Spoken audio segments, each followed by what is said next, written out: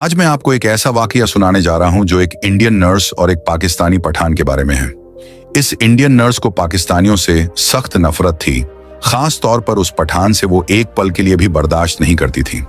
लेकिन फिर पाकिस्तानी पठान ने ऐसा काम कर दिखाया कि वही लड़की भागते भागते उसके पीछे पाकिस्तान आ गई। और उसके बाद पठान ने ऐसा कुछ किया कि आप सुनकर दंग रह जाएंगे। ये सब कुछ जानने के लिए इस वाकये को आखिर तक जरूर सुनिएगा। ये बात कुछ साल पहले की है। पाकिस्तान के सूबा खैबर पख्तूनख्वा के शहर मर्दान से ताल्लुक रखने वाला एक सीधा सादा मगर गैरतमंद नौजवान सलीम बेहतर मुस्तकबिल की तलाश में सऊदी अरब आया। अल्लाह ने करम किया और उसे एक बड़े अस्पताल की वैन चलाने की नौकरी मिल गई। उसकी ड्यूटी ये थी कि अस्पताल की तमाम नर्सों को रोजाना उनके क्वार्टर से उठाकर अस्पताल पहुंचाए और फिर शाम को वापस छोड़े। इस वैन में कई मुल्कों की नर्सें सफर करती थीं, पाकिस्तान, फिलीपींस, बांग्लादेश और इंडिया से। इन सब की इंचार्ज एक सख्त लहजे और तेज मिजाज वाली इंडियन नर्स थी जिसका नाम आरती था।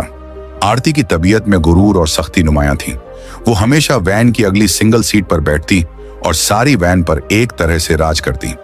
सलीम की शख्सियत उसके बिल्कुल बरक्स थी, सीधा, हंसमुख और हर वक्त चेहरे पर खुशबू और मुस्कान बिखेरने वाला। उसे खुशबुएं लगाने का बेहद शौक था। हर रोज एक नई दिल मोह लेने वाली खुशबू में डूबा होता, जिसकी वजह से वैन के अंदर बैठते ही नर्सें मुस्कुराकर कहती, सलीम भाई आज कौन सी खुशबू लगाई है। यूं सफर हंसी मजाक में गुजरने लगा। सलीम सबके दिल जीत चुका था सिवाय एक के, आरती के। आरती सलीम को हमेशा शक भरी नजरों से देखती। वो दिल ही दिल में पाकिस्तानियों के बारे में अजीब खदशे पाले बैठी थी, जैसा कि इंडियन मीडिया अक्सर गलत अंदाज में दिखाता है। जुमे का दिन था। नर्सों ने बाजार जाने का प्रोग्राम बनाया।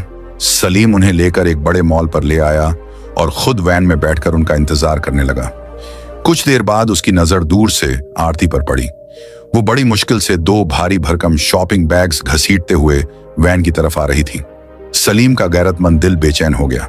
वो फौरन वैन से उतरा, तेजी से आरती की तरफ बढ़ा और नरमी से कहा, मैडम ये सामान मुझे दे दीजिए, मैं उठा देता हूं।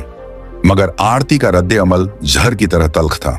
उसने पलटकर सलीम के मुंह पर तेज थप्पड़ मारा और चिल्लाई, तुम कौन होते हो मेरे सामान को हाथ लगाने वाले? तुम सब दहशतगर्द हो। सलीम हक्का बक्का रह गया। गाड़ी के अंदर से और पास खड़े कुछ लोग ये मंजर हैरत से देखने लगे। सलीम का खून खौल उठा, मगर अपनी तरबियत और औरत का लिहाज आड़े आ गया। उसने सब्र किया, कोई जवाब न दिया, चुपचाप पलटा और खामोशी से वैन में जा बैठा, दिल में एक अजीब सा दर्द लिए, बिना किसी लफ्ज के। औरत जात का एहतराम करते हुए सलीम ने अपने गुस्से को दबा लिया था और खामोशी से वैन में वापस आकर बैठ गया।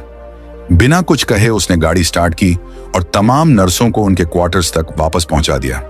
उसकी आंखों में एक अजीब सी उदासी छाई हुई थी, जैसे दिल पर कोई अनदेखा बोझ रख दिया गया हो।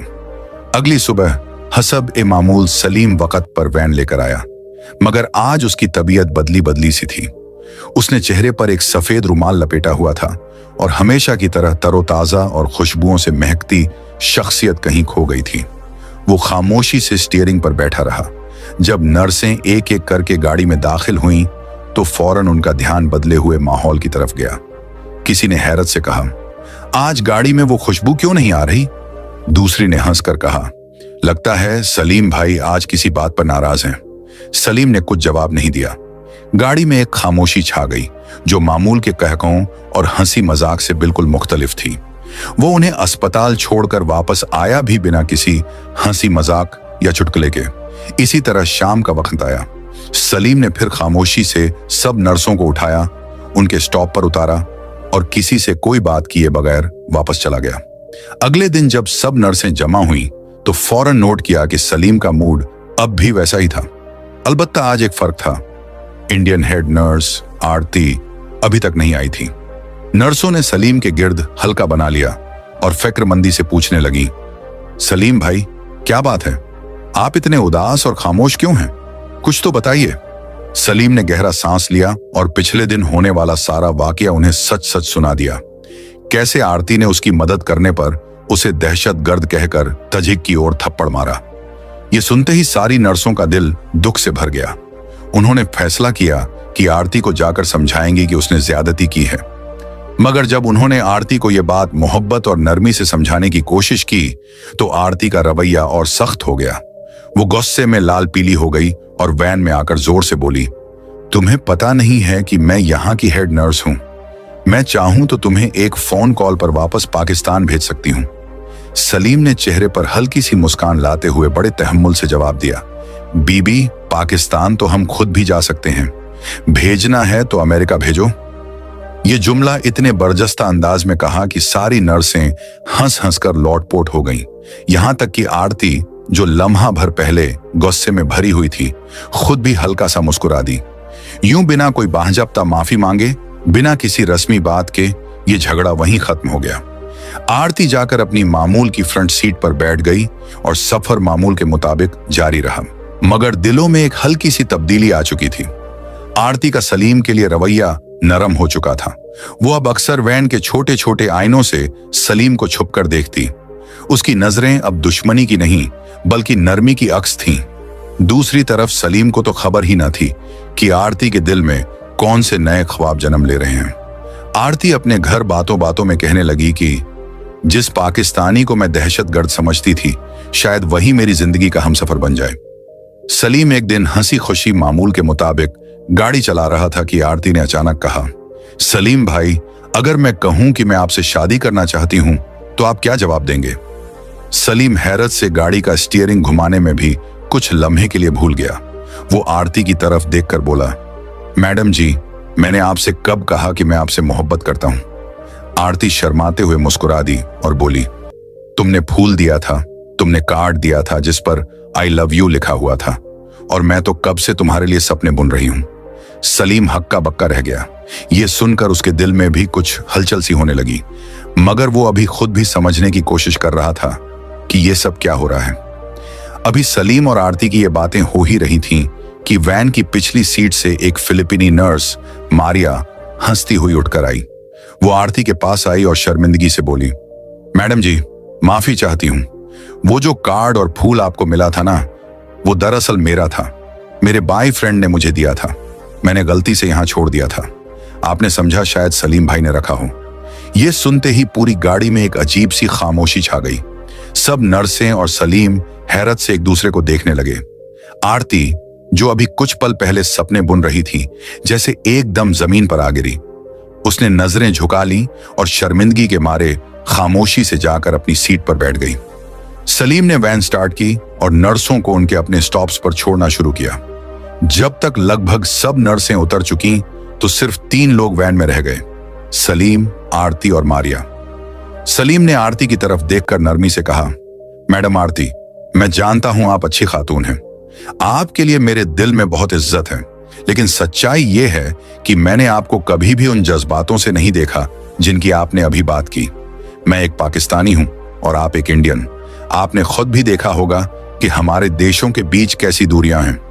आरती खामोशी से सलीम की बातें सुन रही थी, जैसे हर शब्द उसके दिल पर उतर रहा हो। सलीम ने और कहा, आप इंडिया में रहती हैं, मैं पाकिस्तान में। आप खुद बताइए, यह कैसे मुमकिन होगा कि हम दोनों इकट्ठे हो सकें? कुछ पल की खामोशी के बाद आरती ने धीमी आवाज में कहा, सलीम, अगर दिल सच्चा हो तो फासले कोई मायने नहीं रखते।